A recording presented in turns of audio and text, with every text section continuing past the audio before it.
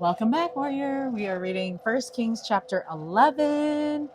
This is when he passes away, which is, makes everyone sad because we really like King Solomon. But okay, so chapter 11, it says Solomon marries non-Israelite women. Oh yes, it's also part of his downfall, I guess. Okay, because he marries non-Israelite women and his wives turn his heart to the worship of false gods. The Lord stirs up adversaries against him, including Jeroboam, the son of Nebat. Ahijah promises Jeroboam that he will be the king of the 10 tribes. Solomon dies, and Rehoboam reigns in his stead. So a little bit sad news, I guess, Okay, so this chapter begins with a single word that led King Solomon's downfall. The word is but. Ooh, okay, so here we go. And it says, but, because it's like all good stuff until all the chapters have been really good stuff. And then we have a but. So it's, but right there, King Solomon loved many strange women, together with the daughter of Pharaoh, women of the Moabites, Ammonites, Edomites, Zidonians, and Hittites. So aside from these women all experiencing betrayal trauma, needing the help of a real God instead of all their fake gods, they also made Solomon fall, which is very sad. And you might think, oh, they didn't experience betrayal trauma. Don't go there, because I know for a fact that especially women who are loving idolatry are going to be more susceptible to hearing the adversary's whispers. Therefore, the adversary's always been whispering to us about our bodies and not being enough. And so it's the same old story. And so I just know that his torture has not changed. And then it's not going to be any different than it is now. I mean, we just get different torture, or we just have the torture coming from different places, but not his story is still the same. We're not enough for our husbands. Our husbands like other women. Our husbands like to look at other women. Our husbands like to be with other women, and we need to keep working out, or we need to eat better, we need to eat less, or whatever, so that we can be better looking for our husbands, because Satan's only going to want us to think of ourselves as an object. And so that's all that he's going to make us think of ourselves. But in fact, our 12-year-old today was telling me, Mom, we should go to the mall. I don't know why you don't like going to the mall. He wants to go to the mall to get Legos all the time. And he goes, I don't know why you don't like going to the mall all the time, Mom, because that's where the Lego store is. And I thought girls really liked the mall. And I'm like, I used to like the mall a lot. But I realized that the mall has all kinds of women plastered in gigantic posters that are bigger than life size. And they're totally dressed inappropriately or not dressed at all. And it's not something I want to look at. I don't want to put myself in that position to look at stuff. And what's really sad is if you sit there in the mall and watch the girls that walk around, not even just the moms, but if you watch the girls, you can tell that the girls are slightly uncomfortable as they pass certain posters and certain pictures. And it's interesting to see those body language things that happen in ourselves, right? And I told him, I was like, you know what? I want to go to places that are going to strengthen my spirit and strengthen my mind. And that's the temple. And I don't care what other people think of me. I only care about what Christ thinks of me. And if I go to the mall, I'm going to start listening to the whispers that I'm not enough, that I need to look better, that I need to look like these women, that I need to do blah, blah, blah, and change all these things about myself so that I can be an object to my husband, because that's apparently what I'm supposed to be. or an object to myself or to others, or, instead of being an instrument in the Lord's hands, I am who, obviously has, well, when we say it like that, it kind of does sound like an object. But like when we're an instrument in the Lord's hands, we can be using the gifts that he's given us to serve and to be the best version of ourselves. And I'm not trying to do that because I want to look better or look like them, but I want to do that internally. Like that's what I want to do for myself. And I just want to become a better person as a whole, not so much just like on the outside. And so anyway, so I was just trying to explain to him, like, I don't want to go to the mall because then I'm going to subject myself to images that are not representative of the person that I'm trying to become.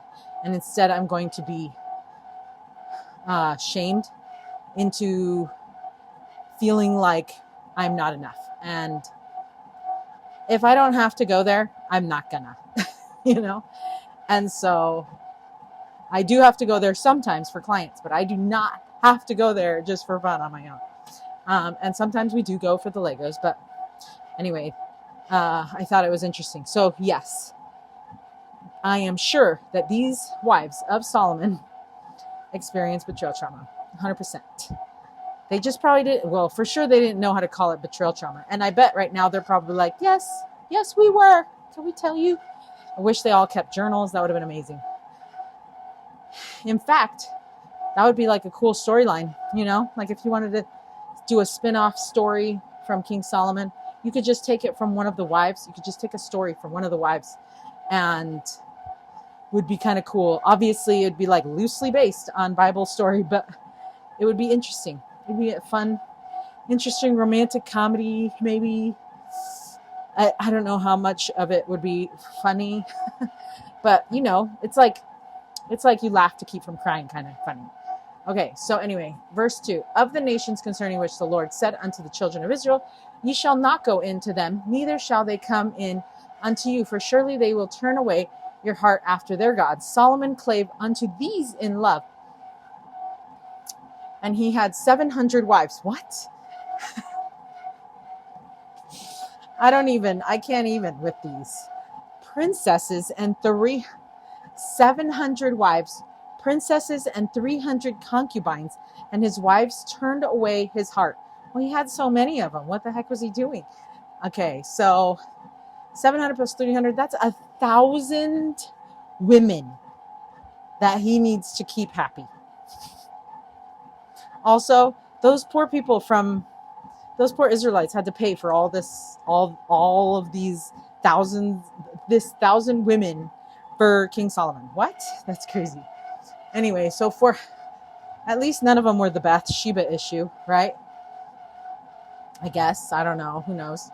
So, for it came to pass when Solomon was old that his wives turned away his heart after other gods, and his heart was not perfect with the Lord his God, as was the heart of David his father.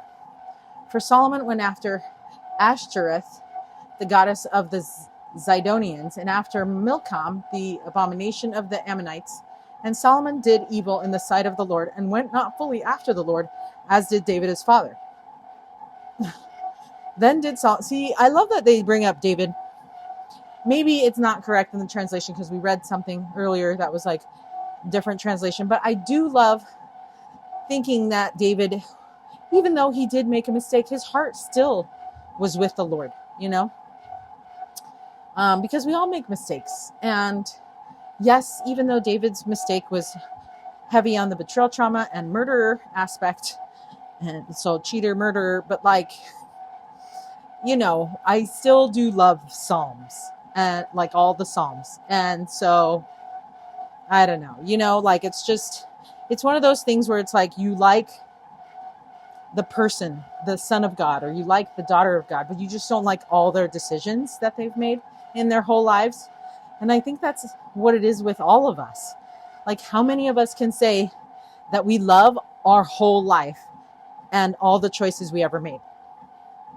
Like, I'd be surprised I mean, there are certain people that come to mind and I'm like, oh yeah, they've made amazing choices their whole life. But for me, I'm like, no, there's so many things that I wish I would have chosen differently, because I know better now, you know? So anyways, I'm just glad that we're not trying to focus on all of those things, but we try to focus on the things that we're changing, or that we're doing better, or that we are forgiving ourselves for and moving forward. And like focusing more on our testimony of Jesus Christ and like how that is being strengthened through those maybe poor choices and good choices. So, okay, then it says, then did Solomon build an high place for Chemosh and the abomination of Moab in the hill that is before Jerusalem, and for Molech and the abomination of the children of Ammon. And likewise did he for all his strange wives, which burnt incense and sacrificed unto their gods. Super sad, right? So we're going to pause on verse 8 for a second. So it says, so from Red Hat Host, it says, strange in the context means foreign, and foreign in those days meant that they worshipped other gods, even though Solomon was so wise, even though he had seen the Lord, even though he had been greatly blessed. But he loved many women from other nations, which the Lord said unto the children of Israel, ye shall not go into them, for surely they will turn away your heart after their gods. But Solomon went after these women, and he married them outside of the covenant, and his wives turned away his heart. And then Solomon corrupted all of Jerusalem as he built high places for these gods. High places, or elevated places, were desirable so that one could ascend closer to God in order to offer their sacrifice or offering. So now in the capital of Israel, the king was building places of worship for false gods. Yeah, imagine how this will impact all of Israel. It's true. We may wonder how Solomon could do this. It is easy to imagine how Solomon might justify such choices, for he was the king, and foreign marriages could be politically advantageous. Israel will be more safe if there are alliances, and he marries foreign princesses, right? That would be so easy to justify, but the truth was that Solomon was bringing the true adversary right into the walls of Jerusalem. False idols were being introduced everywhere. One wife brought the false god Ashtoreth, another Milcom, another Chemosh, another Molech, and so on.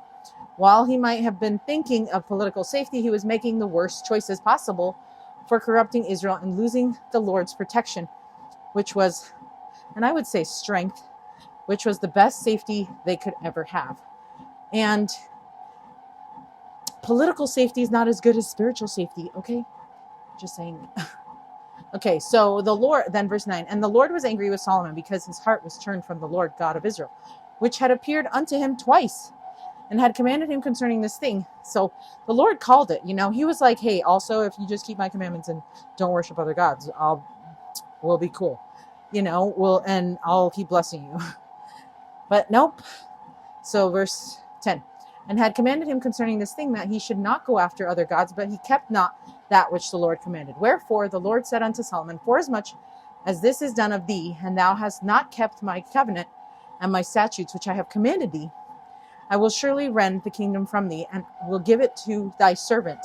Notwithstanding, in thy days I will not do it for David thy father's sake, but I will rend it out of the hand of thy son. Howbeit I will not rend away all the kingdom, but will give one tribe to thy son for David my servant's sake, and for Jerusalem's sake, which I have chosen. And the Lord stirred up an adversary unto Solomon, Hadad the Edomite. He was of the king's seed in Edom. For it came to pass, when David was in Edom, and Joab, the captain of the host, was gone up to bury the slain, after he had smitten every male in Edom. So Israel had plenty of enemies, and marrying princesses would neutralize all of them. In these verses, we learn two enemies that were brewing and growing in the background, Hadad and Rezin. So this is just more evidence that staying true to the Lord is far better than trying to make political alliances. For sure. Okay, verse 16. For 6 months did Joab remain there with all Israel, until he had cut off every male in Edom. That Hadad fled, he and certain Edomites of his father's servants with him, to go into Egypt, Hadad being yet a little child. And they arose out of Midian and came to Paran. And they took men with them out of Paran, and they came to Egypt unto Pharaoh, king of Egypt, which gave him an house and appointed him victuals and gave him land. And Hadad found great favor in the sight of Pharaoh, so that he gave him to wife the sister of his own wife, the sister of Taphanes, the queen. Okay. And the sister of Taphanes bare him Genubath, his son, whom Taphanes weaned in Pharaoh's house. And Genubath was, what's up with the word bath and everybody's names? Okay. Was in Pharaoh's household among the sons of Pharaoh. And when Hadad heard in Egypt that David slept with his fathers, and that Joab, the captain of the host, was dead, Hadad said to Pharaoh, let me depart, that I may go to mine own country. Then Pharaoh said unto him, but what hast thou lacked with me? That, behold, thou seekest to go to thine own country. And he answered, nothing, howbeit let me go in any wise. And God stirred him up another adversary, Rezin, the son of Eliada,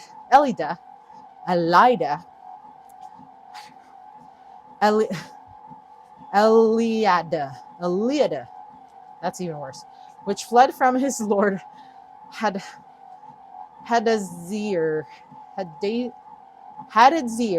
king of Zobah. And he gathered men unto him and became captain over a band when David slew them of Zobah. And they went to Damascus and dwelt therein and reigned in Damascus. And he was the adversary to Israel all the days of Solomon, beside the mischief that Hadad did. And he abhorred Israel and reigned over Syria. And Jeroboam, the son of Nebat, an Ephrathite of Zerida, Solomon's servant, whose mother's name was Zeruah, a widow woman, even he lifted up his hand against the king. And this was the cause that he lifted up his hand against the king Solomon. But against the king. Solomon built Milo and repaired the breaches of the city of David his father. And the man Jeroboam was a mighty man of valor. And Solomon, seeing the young man that he was industrious, he made him ruler over all the charge of the house of Joseph. And it came to pass at the time when Jeroboam went out of Jerusalem that the prophet Ahijah the Shilonite found him in the way, and he had clad himself with a new garment, and they two were alone in the field. And Ahijah caught the new garment that was on him and rent it in 12 pieces. And he said to Jeroboam, take thee 10 pieces, for thus saith the Lord, the God of Israel, behold, I will rend the kingdom out of the hand of Solomon, and will give 10 tribes to thee, but shall have one tribe for my servant David's sake, and for Jerusalem's sake, the city which I have chosen out of all the tribes of Israel. So weird. Because that he had forsaken me, and have worshipped Ashtoreth, the goddess of the Zidonians, Chemish, the god of Moabites, and Milcom, the god of the children of Ammon, and have not walked in my ways to do that which is right in my eyes, and to keep my statutes and my judgments, as did David his father. Howbeit, I will not take the whole kingdom out of his hand, but I will make him prince all the days of his life, for David my servant's sake, whom I chose, because he kept my commandments and my statutes. But I will take the kingdom out of his hands, out of his son's hand, and will give it unto thee, even 10 tribes. And unto his son will I give one tribe, that David my servant may have a light always before me in Jerusalem, the city which I have chosen me to put my name there. And I will take thee, and thou shalt reign according to all that thy son desireth, and shall be king over Israel. And it shall be, if thou wilt hearken unto all that I command thee, and wilt walk in my ways, and do that is right in my sight, to keep my statutes and my commandments, as David my servant did, I will be with thee, and build thee a sure house, as I built for David, and will give Israel unto thee. And I will for this afflict the seed of David, but not forever. Solomon sought therefore to kill Jeroboam, and Jeroboam arose and fled into Egypt, and Shishka, king of Egypt, and was in Egypt until the death of Solomon. And the rest of the acts of Solomon and all that he did and his wisdom, are they not written in the book of the Acts of Solomon? Verse 42, and the time that Solomon reigned in Jerusalem over all Israel was 40 years.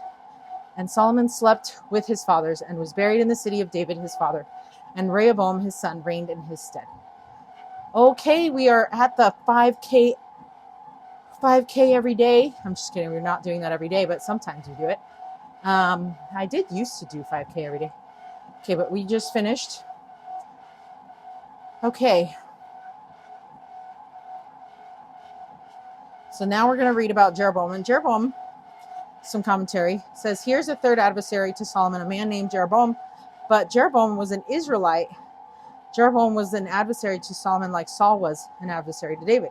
Jeroboam will lead a revolution against Rehoboam when he becomes king. Okay. And then in verse 27, we learn that Solomon was rebuilding the city of David and made Jeroboam a ruler because Solomon observed that he was industrious and was a mighty man of valor.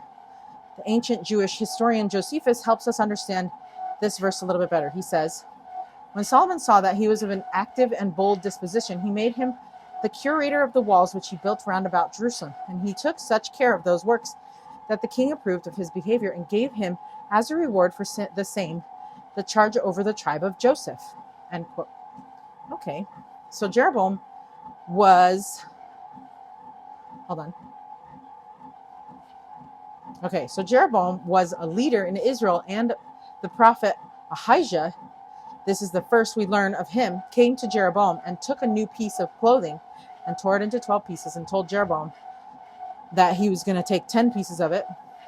And the prophet was delivering a message from the Lord, and Jeroboam was learning that most of the kingdom was being taken from Solomon through Rehoboam because he had gone after the other gods. This is so important to remember because Jeroboam will end up doing the same thing, which teaches us how tempting it is to go after false gods. Satan surrounds us with counterfeits that keep us from putting the Lord first, and those counterfeits fool us into thinking they will give us the things we desire and need. So Jeroboam was given the promise that the Lord would be with him as long as he walks with the Lord and do right in his sight, right? And then Jeroboam began to act upon the revolt, and Solomon sought to kill Jeroboam. And so Jeroboam fled to Egypt and will return after Rehoboam becomes king. Okay. So that is it. And now we get to read the Read It, Live It for chapter 11. Here it is. And it says, his heart was not perfect with the Lord his God. You know, don't we need to all have a perfect heart? Okay, so Solomon started strong, but small compromises added up. Guard your heart all the way through. That's a really good one. That's a really good one. I feel like all of them are really good. So, yeah. Solomon started strong, but small compromises added up. Same with us. Same with us. So keep an eye, and until, what's our next one? Until 1 Kings chapter 12, stay strong, warrior.